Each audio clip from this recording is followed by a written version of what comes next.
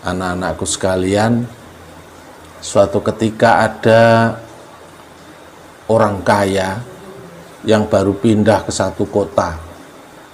Dia itu punya seorang anak, ya anak satu-satunya yang sangat disayang dan sangat dimanja.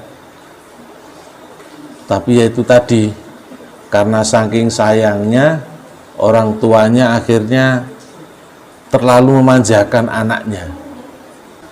Bahkan untuk belajar saja, anaknya itu sudah disediakan guru privat.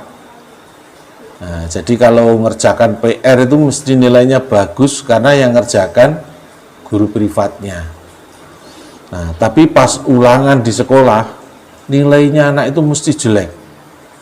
Nah, setelah nilainya jelek, orang tuanya marah-marah, gimana nilainya kok jelek kayak gini? Kamu nggak pernah mau belajar, sudah ada guru privatnya. Anaknya juga nggak mau disalahkan. Oh, enggak, yang salah ini gurunya. Saya dapat nilai jelek karena gurunya ngasih soalnya sulit-sulit gitu. Jadi yang disalahkan gurunya, disalahkan pelajarannya. Dia tidak mau menyalahkan dirinya sendiri. Setiap hari seperti itu. Jadi setiap dapat nilai jelek sama orang tuanya mesti dimarahi. Kamu harusnya dapat nilai yang bagus ya, supaya nanti bisa jadi orang sukses seperti ayah dan ibu. Ya, awas loh ya nanti kalau sampai dapat nilai jelek itu. Benar, suatu hari pas kenaikan kelas dibagi rapot, ternyata nilainya jelek semua. Wah, anak itu marah sekali sama gurunya. Dia maki-maki gurunya, kemudian rapotnya dirobek-robek. Wah, karena dia marah banget. Dia takut orang tuanya marah.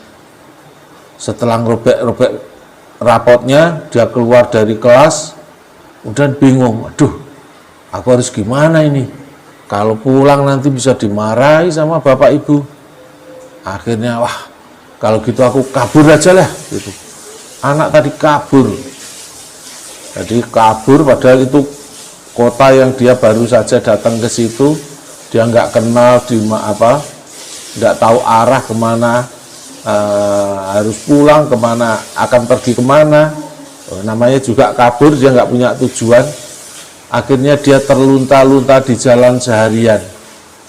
Dia kelaparan sampai akhirnya dia tertidur di sebuah trotoar. Setelah tidur di trotoar sampai sore, sampai malam, ketemu seorang pemulung. Sama pemulung, wah ini kok kayaknya bukan anak gelandangan, ini lihat bajunya bagus, bersih kayak gini. Akhirnya dibangunkan, nak, bangun. Nah, ketika dibangunkan, loh, ada apa pak? Kamu rumahmu mana?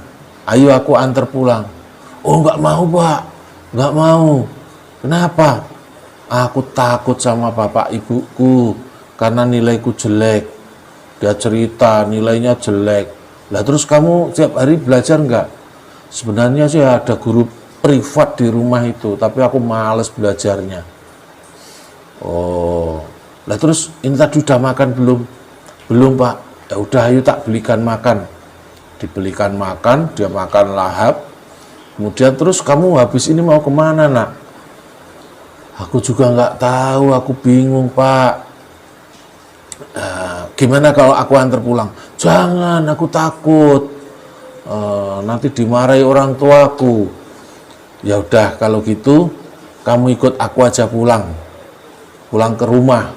Padahal pemulung itu nggak punya rumah, dia tinggalnya di bawah kolong jembatan. Sambil jalan, pemulung itu cerita, aku dulu juga sebenarnya anaknya orang kaya loh nak. Loh iya toh?